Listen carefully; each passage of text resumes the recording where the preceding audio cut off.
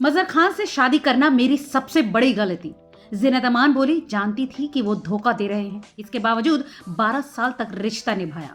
गुजरे जमाने की मशहूर अदाकारा जीनत अमान ने अपने करियर के सबसे अच्छे दौर यानी कि साल 1985 में एक्टर मजहर खान से शादी कर ली।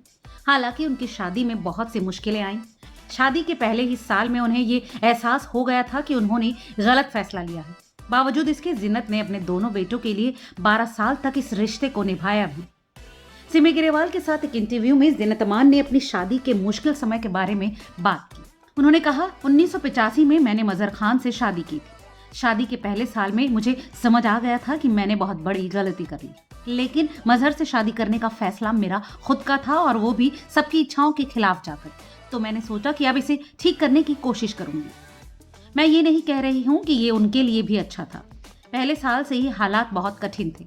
एक तो मैं गर्भवती थी और मजहर मेरे साथ नहीं थी। दूसरा, उस समय स्टारडम मैगजीन में एक बहुत बड़ा आर्टिकल छपा था जिसमें बताया गया था कि मजहर किसी और महिला के साथ थे, जो सच भी था। जीनत ने आगे कहा, जब मेरे बेटे का जन्म हुआ तो मैंने सोचा कि मुझे शादी को खत्म कर देना चाहिए। इस पर हमने बातचीत भी की, लेकिन फिर मैंने ये सोचा कि मेरे बच्चे को एक मौका मिलना चाहिए, इसलिए मैंने शादी बनाए रखने का फैसला किया। मैंने सिर्फ रुक कर नहीं छोड़ा, बल्कि इस रिश्ते को सुधारने के लिए हर संभव कोशिश भी की। जीनत आगे कहती हैं, जब मेरे छोटे बेटे की उम्र 5 साल हुई तो मैंने काम करने का सोचा, लेकिन उससे ठीक पहले मजहर बीमार हो गई। इसके बाद मैं 5 साल तक उनके स्वास्थ्य और जीवन के लिए संघर्ष करती रही, जो कि एक बहुत ज्यादा कठिन समय था। मैंने हर संभव कोशिश की। हम मुंबई के हर अस्पताल में गए।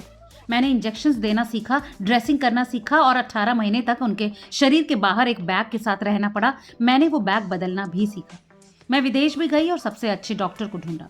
जब वो समस्या हल हो गई, सब कुछ ठीक हुआ, तो इसने मुझ पर बहुत असर डाला।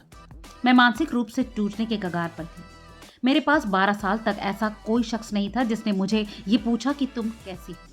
तो हिंदी सिनेमा की दम मारो दम गर्ल की शादी में इस मुश्किल भरे समय को आप कैसे देखते हैं, हमें कमेंट करके जरूर बताएं और ऐसी तमाम और खबरों के लिए देखते रहिए रिपोर्टर्स।